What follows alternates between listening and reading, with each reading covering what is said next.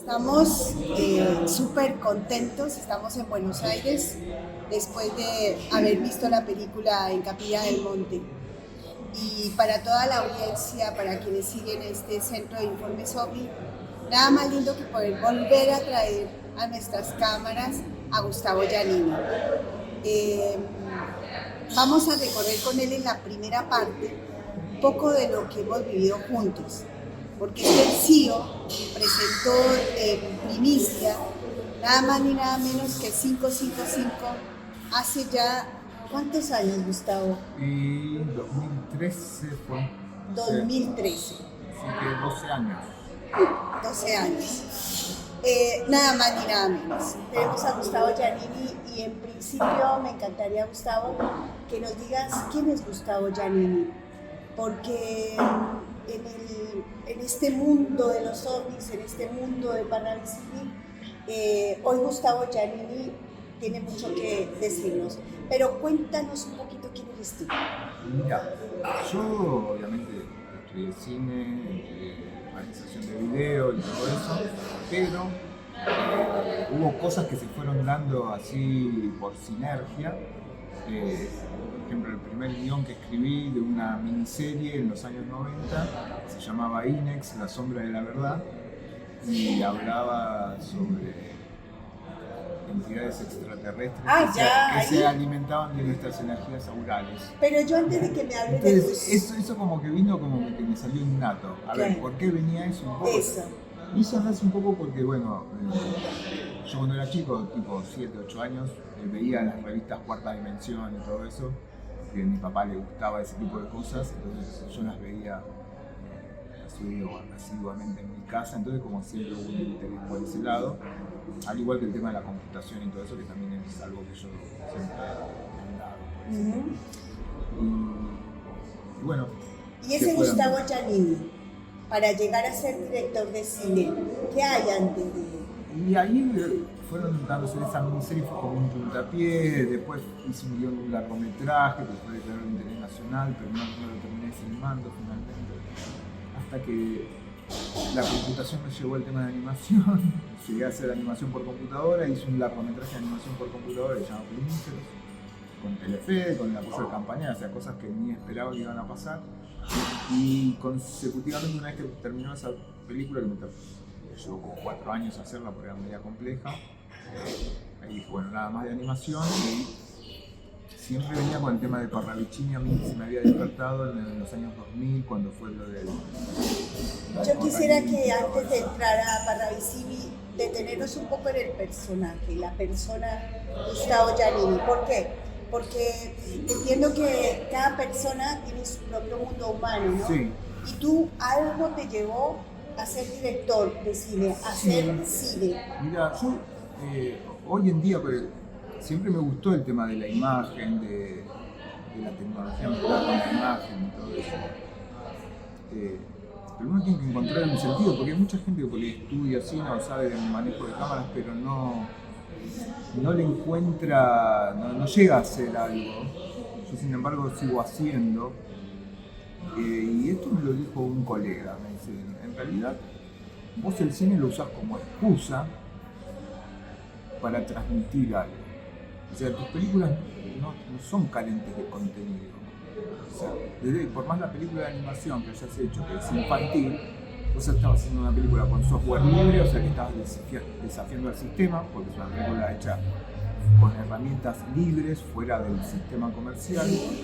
El villano de la película se llamaba el señor Puertas es Gates, o sea, y tenía la cara de Bill Gates, o sea, es como que vos te estabas jugando para un lado, estabas haciendo un poco, rompiendo esquemas ahí, que de hecho lo hiciste, que fue la primera película hecha en el mundo con software libre.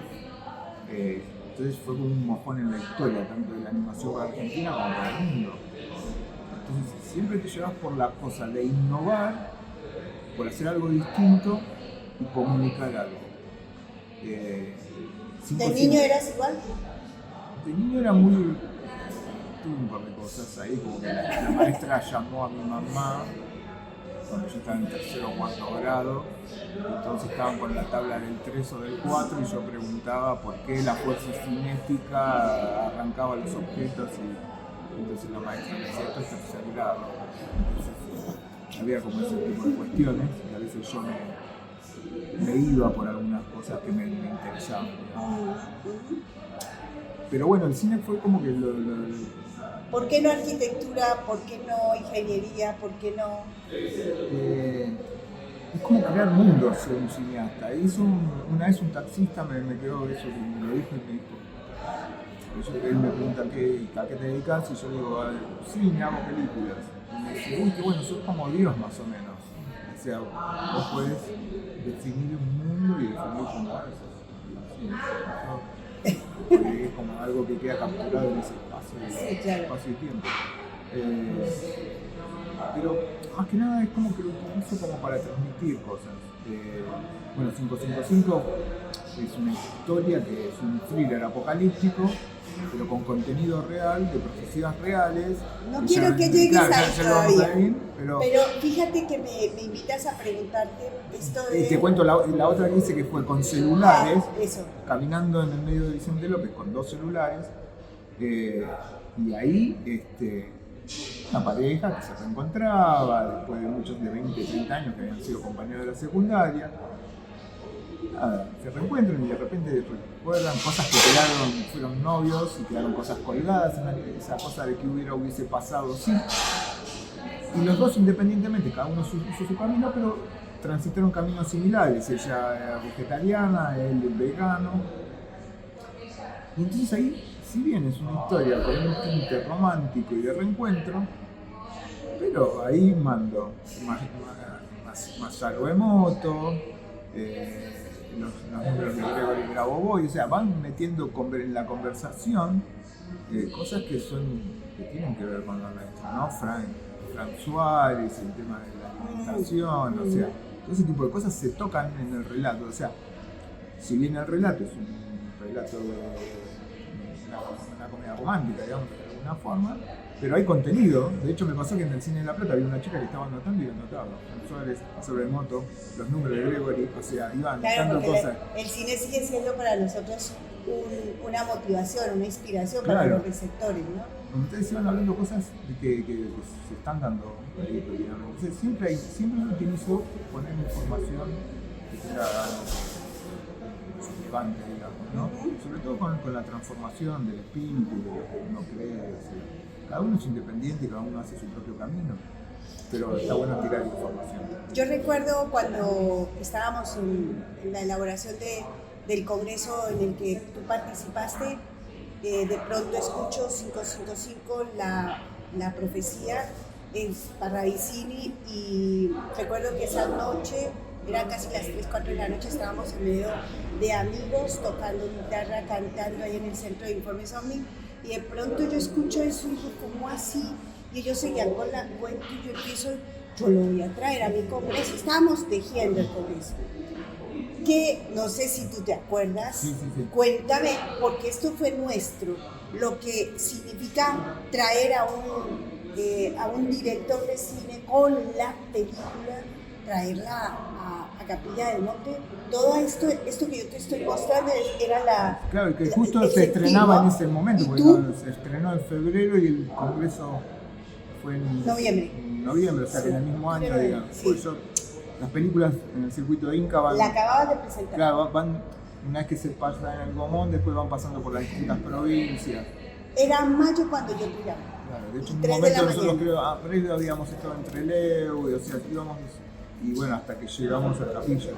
Y ese momento, ¿tú te acuerdas cuando yo te escribo? Sí, me acuerdo además. Es de la mañana. De la cantidad de gente que había en el congreso y todo. Bueno, ahora, te dices que sí, que para nosotros esto queda en el inventario del CIO, queda para aquellos que nos vienen siguiendo. Es algo, ¿qué te digo? Es algo muy sentido, porque en el recorrido de la tarea del tema OVNI, más allá del tema OVNI, Parravicini anda dando vueltas, ¿no? Sí. Y Parravicini lo escuchamos desde los 70 hasta la fecha, no dejamos de una profecía o leer al libro donde nos cuenta de Parravicini. Ahora sí, ¿qué te invitó a hacer Parravicini? A mí me llamó la atención en el 2001-2002, cuando pasa el corralito y la asociación de presidentes y todo eso, ahí es cuando alguien me dice, mira que esto ya lo había dicho, Parravicini había hablado de estas cosas. Medio como es el protagonista, lo que hago es ir a buscar un libro de Parravicini y me encuentro con Cono Sur, que había sido editado en los 90, 92, y ya estaban esas psicografías. Entonces a mí me daba la de las Torres Gemelas y todas esas cosas. Entonces dije, no, esto fue publicado antes de que los eventos ocurrieran, con lo cual ahí me daba un grado de certeza. Y entonces ahí empecé a investigar. Y ahí me empecé a encontrar las psicografías. Me tomé un tiempo investigándolas y después dije, bueno, habría que hacer algo con esto. Entonces dije, bueno, pero si hago un documental, va a ser como muy nicho, va a ser focalizado a aquellos que buscan saber algo de Parravicini. Digo, esto estaría bueno que llegue masivamente. Entonces digo, tal vez si hago un thriller psicológico en el cual pongo este material como parte de, bueno, ahí sería otra cosa. O sea, vos vas a ver un thriller, vas a ver una película de ficción, pero la información va a ser real. Y ahí digo, bueno, ¿cómo sería esto? Bueno, ahí empecé a buscarle las vueltas a la historia. Yo había trabajado en la película de animación con Campanella. Campanella había hecho El secreto de sus ojos, y entonces tuve mucho intercambio con él porque trabajamos varios días, estábamos intercambiando cosas, aprendí bastante de él. Y él me había dicho que toda película tiene que tener un final inevitable e imprevisible, que es lo que le pasa a 555. Y que el motor de todas las historias siempre es el amor. Entonces, ahí se me cruzó como una línea como diciendo, bueno, él va a tener un romance con el futuro.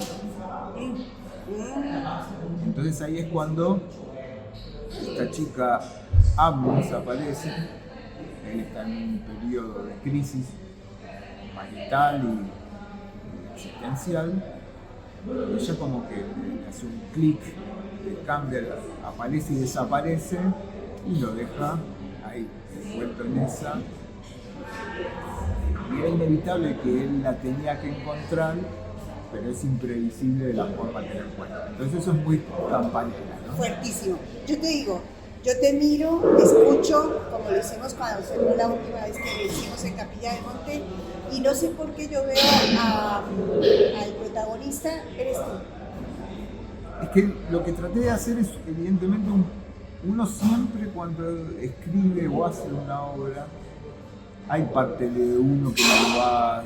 Te vas a buscar en la biblioteca, sí, el libro. Y sí, y siempre hay un nexo de uno con algo de lo que hay, que uno está contando. Porque una cosa es el director que toma guión o obra de otro, y otra cosa es el realizador, que es el que escribe el guión y lo dirige, incluso hasta lo produce. Entonces es como que es más una obra de autor de alguna forma, en donde uno está expresando algo. Siempre hay connotaciones que uno saca de uno mismo, de vivencias. Había no sé si Taxi Driver, que fue una película muy conocida, el escritor dijo, yo cuando escribí Taxi Driver fue exorcizar mi pasado de alguna forma. O sea, todas las buenas películas tienen mucho de contenido de algo.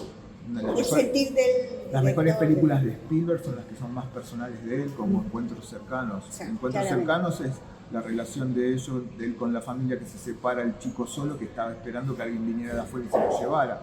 O sea, tienen todo como connotaciones que tienen que ver con...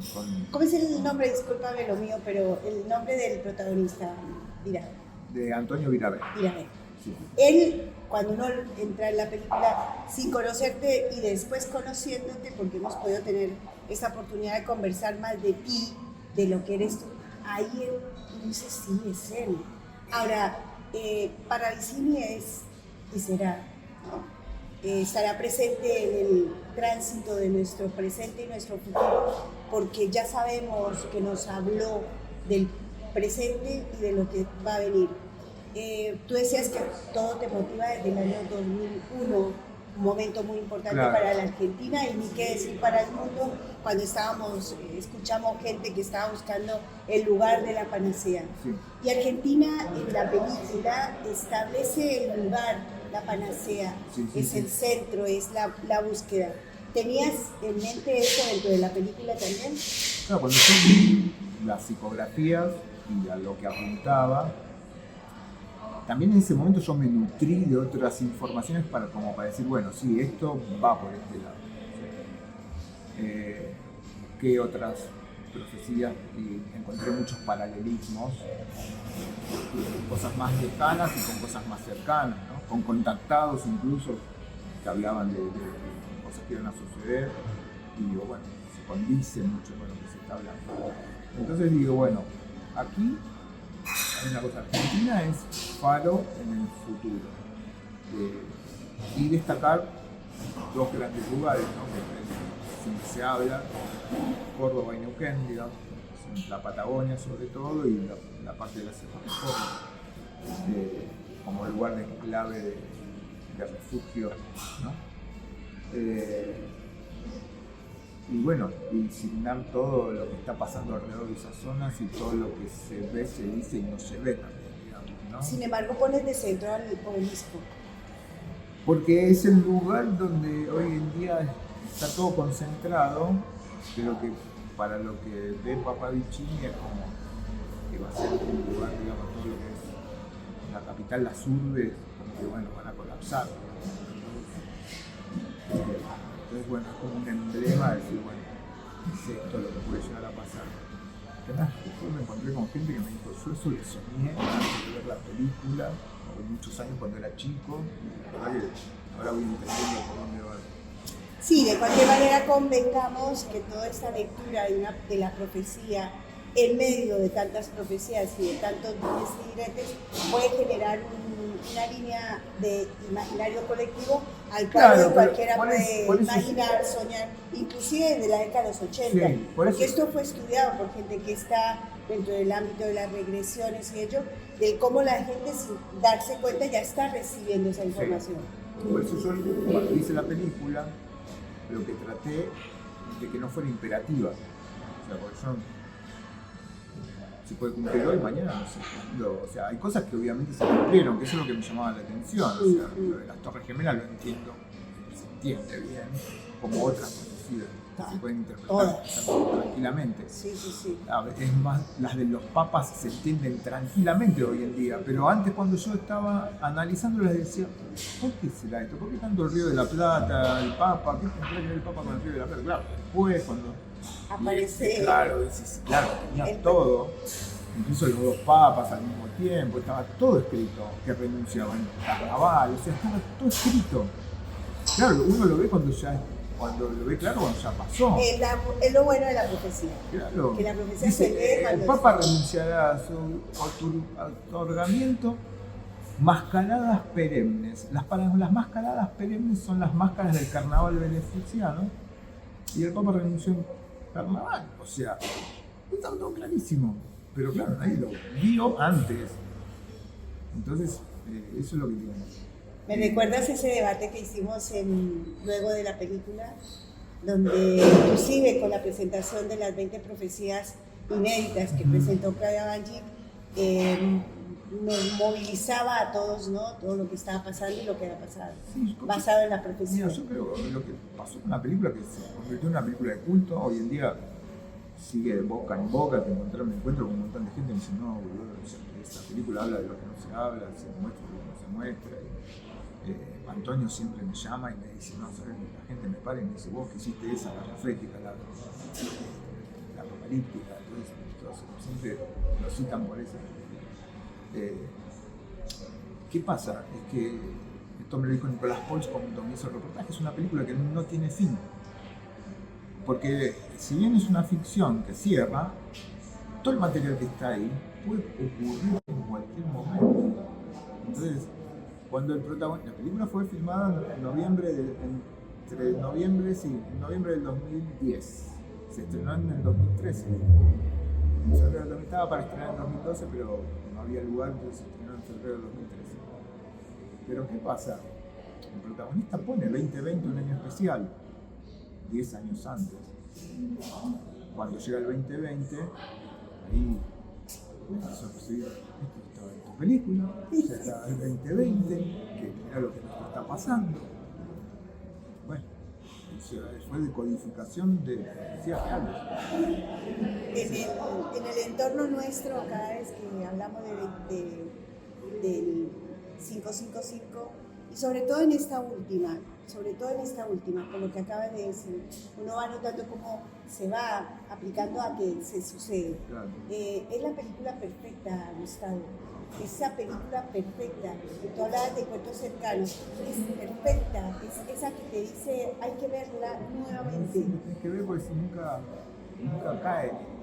De hecho, hoy, cuando la reproyecté en Gomón, hace un año, cuando arranca la película digo, no, esto hoy en día tiene sentido. Incluso hace 10, cuando la estrené no le podía encontrar el sentido por donde iba, pero no lo tenía claro. Pero la primer cita, la primer psicografía que le hace la protagonista Antonio, le dice la capacidad inteligente de la máquina pensante dominará el mundo y será raza mundial. Sí. Y Antonio le dice, no, yo ando, y bueno, sí, no, hoy uno está conectado todo el día con los celulares y acá. No, era la inteligencia artificial. Y arranca, la película así arranca. Estamos hablando de que la inteligencia artificial está dominando el mundo y se está convirtiendo en una raza mundial, o sea, todo está empezando a ser parte de la inteligencia artificial, y eso está dicho. Y arranca la película así, o sea, ya la primera psicografía que se lee en la película hoy tiene un sentido así. Y eso es lo que tiene de la película perfecta. Ya entras en la escena y como bien decías, ese final también te indica que esto sigue. Claro, eso no tiene... no se sabe, porque también en un momento de la película Antonio dice, ¿no? Dice, el guerrear constantemente en Oriente dará la pauta que estamos cerca del final. O habla, ¿no? De la guerra nuclear, que se puede ver el caos en el campo nuclear. Y todo está dando vuelta por ahí, ¿no? Todavía Parravicini nos va a sorprender, entiendo que todavía... La campaña justiciera, ¿no? Fuego, hambre, peste, muerte, replica la campana justiciera, se acerca al mundo, el mundo no escucha ni ve. Viene las tinieblas del dragón, viene el oso, que pareció dormir y nunca lo fue, y viene el demócrata humilde. Que ahí estamos hablando de, pues, se codifica en la película, el oso es Rusia, el dragón es China, Estados Unidos, ¿no? Y está todo girando ahí hoy en día, ¿no? O sea, todo como que venía en correlación, porque cuando él hablaba de la hora del 2020 era como el inicio de la hora 11 para el protagonista, y en el origen, la hora 11 cerraba con ese caos, ¿no? de combate, de la gran conflagración, digamos, ¿no? Claramente la película ya nos lleva a seguir estudiando Parravicini. Hay otro tema que me parece interesante, y esto por la conversación que tuvimos en la intimidad después de haber visto la película allí en Capilla del Monte hace apenas unos meses, unos días. Esa magia que tuviste a la hora de diseñar ya el producto, de ponerlo de manifiesto con los actores, los tiempos. Cuéntanos un poco de ello porque creo que hace parte de la película perfecta. Yo creo que la otra vez cuando hablábamos con Antonio, creo que las cosas se dan y es se dio en un momento, en un aquí y ahora, una conjunción de ciertos espíritus que hicieron factible, ¿no? Más allá de la sinergia que generaba la idea en el equipo y todo, creo que cada uno cumple el rol perfecto. Antonio, a mí lo que me llamó la atención fue que la primera vez que conversamos, él lee el guión y yo ya me encuentro, lo lee, yo lo paso el PDF de un día para el otro, me lo leo y ya nos encontramos al otro día en un café en Salteño. Y lo que me llama la atención de él es que no me preguntan ni con quién voy a hacer la fotografía, ni cómo la voy a filmar, no me pregunta nada de eso. Me mira y me dice, che, contame algo más de Parravicini, ¿quién era Parravicini? O sea, ya estaba, ya estaba. O sea, ya le había llamado la atención a Paluchín, que es lo que el personaje era, digamos, y lo que buscaba era así, alguien introvertido, pero con misterio, con esa cosa que se alinea entre el borde, ¿no? Entre donde estamos, de alguna forma, ¿no? Porque es el cambio, ¿no? De hecho, el 555 representa cambio del cambio en el cambio, que tiene que ver con la profecía que hace alusión, y también numerológicamente es el cambio, ¿no? Entonces, si el personaje está en un cambio, digamos, entonces todo eso. Y Antonio, bueno, fue, de alguna forma era como buscar, si yo la tuviera que haber hecho en Estados Unidos, la película hubiese hecho, bueno, Keanu Reeves, digamos, y para mí Antonio era como el Keanu Reeves argentino, de alguna forma, ¿no? Y además después, bueno, era encontrar, cada pieza se fue dando. Esa niña A ella la elegí, la vi, mis hijas estaban viendo Casi Ángeles, y de repente yo estaba viendo con ellas y digo, ¿quién es esa chica? Y me dicen el nombre del personaje. Digo, no, ¿quién es la actriz? Y dice, no sé, qué sé yo, la investigué y dije, no, es ella. Y nada, llamé al manager y dije, mira, la quiero para una película, porque bueno, la vas a castear. Le digo, no, la quiero para ella. Pero es más, nunca le hice una película, ella pensó que hasta podía ser como un blef en realidad. No, se pusieron a ensayar con Antonio y yo sabía que tenía esa cuota que a mí me transmitía cuando la vi por primera vez de cosa aniñada, que era un misticismo. O sea, había misterio, tenía una cosa de místico atrás que daba, depende cómo la vieras, te podía dar como una princesita o como algo que estaba en otro plano, digamos, y era eso lo que me llamaba la atención. Después, bueno, Gonzalo, bien, apareció Gonzalo, que era el terrenal, pero que cuando ¿por qué no? digo, acá hay gato encerrado, el argentino que ve que hay algo, ¿viste? Sí. Y era como el personaje compuesta a tierra de alguna forma, que lo bajaba al primo. Y jugó un papel de distensión. Porque hacía la contraparte, ¿no? Sí. Porque Antonio estaba como muy metido en eso y la otra era una canilla de desagüe, ¿no? Y entonces íbamos balanceando. Lo de Rolando. Y después, claro, la ciencia la pones ahí. Todos los personajes invitados, digamos, traté de que sean como especiales, ¿no? Bueno, y Rolando haciendo de geólogo, yo necesitaba que una persona que informara, que sea claro, que sea didáctico, y funcionó perfecto. Fanego haciendo de ese tío que no se sabe bien en qué anda, pero más o menos se entiende, como con mucha claridad, muy porteño, muy... Para los conspiranoicos caer ahí bien, ¿no? Claro, con su sobre todo negro, con su blanco negro, ¿no? El Atilio Pozobón haciendo de taxista, bien porteño también, la abuela también, Pochi Ducase, que la tenemos como protagonista en El Encargado, que fue nominada también. Nancy Anca muy bien haciendo de su esposa que estaba ahí, ¿no? En ese tránsito. Haces el pack de actores, ¿no? Sí, no, que todo funciona. De hecho, cuando ensayaron Nancy y Antonio me dijo, no, la verdad que funciona. O sea, no estaba muy convencido hasta que uno los pone, digamos. Es como esto, a veces elegir los actores es como los ingredientes de un cocinero cuando va a hacer algo, ¿no? Entonces, hasta que no lo ve, y lo otro que sí siempre busqué, que es lo que hago siempre en todas las películas, es que sea orgánico. Entonces lo que hago es realmente que el guión para mí es una guía. Entonces dejo que los actores sepan el contenido, pero que no respeten las líneas tal cual son, sino que cómo las sienten. Porque por ahí uno pone palabras idílicas o textos, diálogos que son muy acartonados. Que pensaría, o sea, yo siempre digo, uno como escritor es un mal actor, entonces deja que ellos encuentren la impronta de lo que se quiere decir y que salga realmente desde el sentido, desde su propia Por naturaleza. faceta del claro, o sea, todos tenemos todos los personajes adentro. Sí, sí. Encontrar tu fracasado y mostrarme ese. Y en función de eso, esto es el diálogo, vamos hacia este lado, pero palabra más o menos como la sientas fluida, que no se sienta actuado, sino que vos la sientas.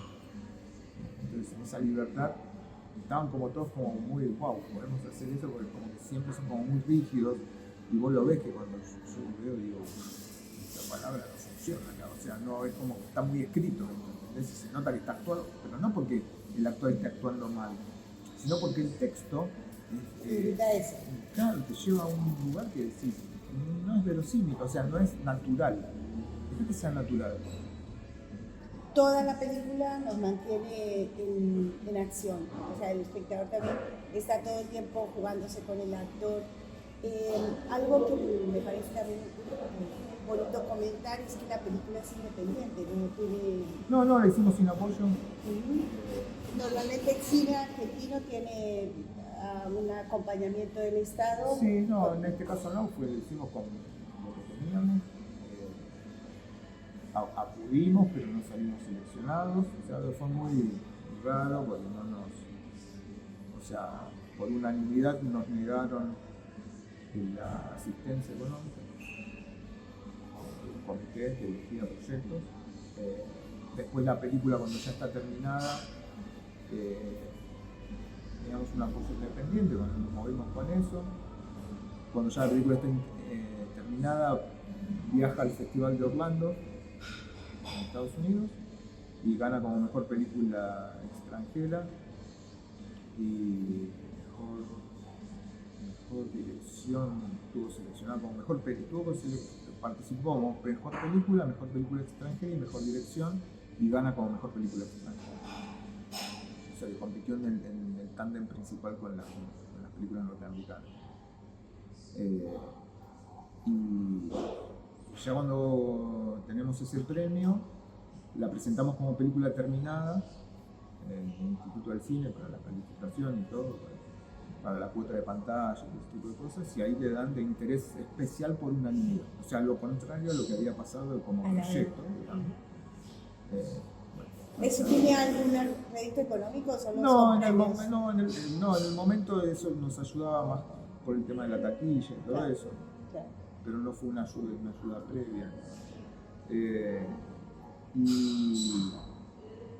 bueno, nada, yo creo que se fueron dando, lo que pasa es eso, la película no es una película de cifras, sino que todos los días vas a encontrarle algo, la gente le sigue viendo y dice, la vi 10 veces y le sigo encontrando cosas. ¿Ha sido presentada internacionalmente? Sí, de hecho, bueno, tiene como un peregrinar, o sea, fue a distintos países, a distintos festivales, ¿sí? Estuve en Sudáfrica, estuve en distintas partes. Y de hecho, hace un año la presenté en Palma de Mallorca, que es el lugar de la profecía que da el título a la película, las Islas Baleares, hablaba Barnavicini, y bueno, hice una proyección ahí, y con una charla posterior. Así que la película siempre va de un lado, de a poco, digamos, ¿no? Se va haciendo al andar. Sí, sí, y tiene todavía para las personas que nos están escuchando, tienen como después comunicarse con Gustavo Giannini. Él permanentemente va a estar presentando la película. Hay proyectos nuevos, estás caminando, recuerdo que terminaste de presentar la película, ya nos hablabas de una película donde va a estar Capilla por ahí en algún lugarcito. Sí. El tema es así. Casi que te estoy comprometiendo. Sí. Respecto, hay un proyecto ahora inmediato que tiene que ver más con una película de Argentina, de toda Argentina, de 24 provincias, donde se habla de Cerro Histórico, de las sierras comechingonas, de los terrones, que se nombran, así que vamos a estar por ahí.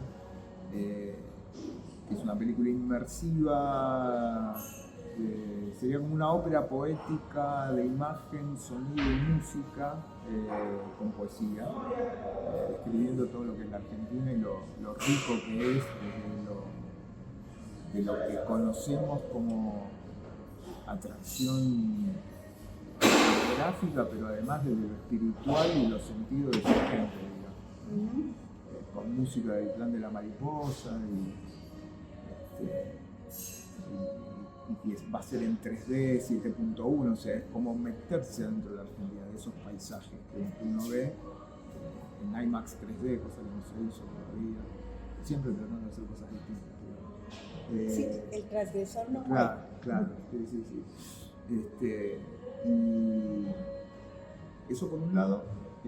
Para los fans de 555 que siempre me preguntan ¿cuándo viene la segunda parte?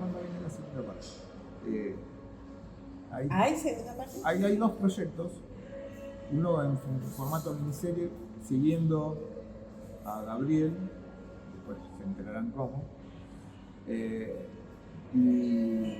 y por otro lado está el tríptico, que esto lo habíamos hablado ya en aquella época. Ya la segunda está escrita, que es Omni, la llave estelar. Yo lo llamo tríptico porque no es una trilogía, sino es un tríptico donde son 3 personajes. Gabriel Paso, que es el personaje de 555. Miguel Duciel, que es el personaje de Omni, la llave estelar. Y Rafael Astrada, que es el personaje de Éxodo, el destino del caminante. Yes.